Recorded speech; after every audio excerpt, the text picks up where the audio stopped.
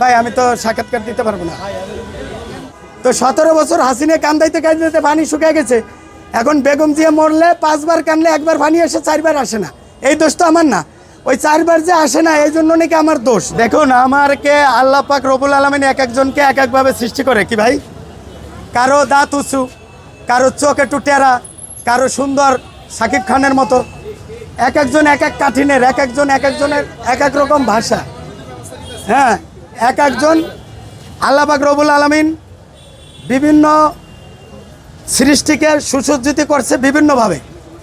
দেখা যায় কারো নাক একটু উঁচু, কারো নাক একটু বোসা, কারো ভাষা একটু কর্কশ, কারো ভাষা একটু মিষ্টি, কারো চেহারা শাকিব খানের মতো, কারো চেহারা হিরো আলমের মতো। কথা বোঝেন নাই? তো আমার কথাটা একটু কেমন জুনু। তো আল্লাহ আমাকে এইভাবে তৈরি করছে। আর চোখে পানি তো ভাই 17 বছর কানতে কানতে পানি শেষ হয়ে গেছে। এখন যদি পানি না আসে সে দোষ তো আমার না। একটা নদীতে একটা পুকুরে যখন চৈত্র মাস হয় তখন চৈত্র মাসে পানি থাকে না, অনেক পুকুরে অনেক নদীতেও শুকায় যায়। আর যারা কমেন্ট করে এরা আওয়ামী লীগের লোক।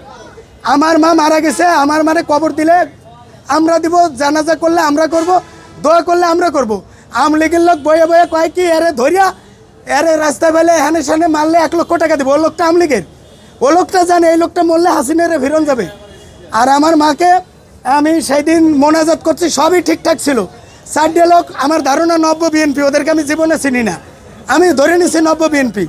তারা আমাকে যেভাবে তারা আমাকে বলতে পারতো ভাই আপনি মোনাজাতটা এইভাবে না এইভাবে করেন, এহেনতে সরে যান।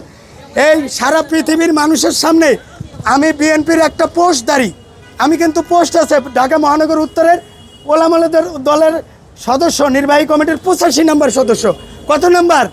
85 নাম্বার, 85 নাম্বার মেম্বার অফ ওলামা পার্টি।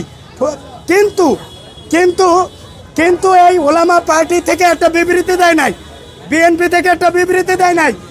এই যত নারীবাদী সংগঠন আছে, পুরুষবাদী সংগঠন আছে, কেউ আমার জন্য বিবৃতি দেয় নাই।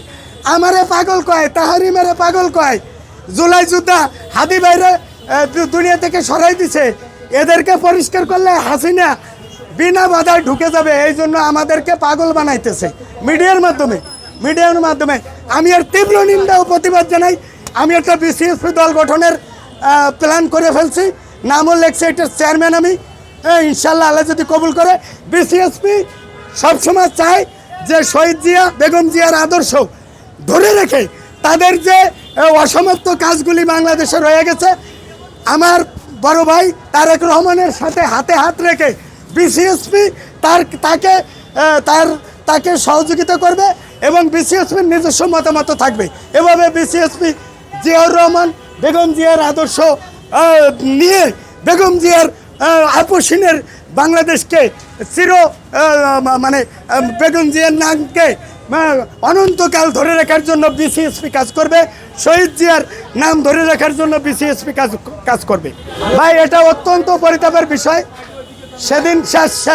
সেদিন ঘটেছে, আমাকে ওরা চিনি না,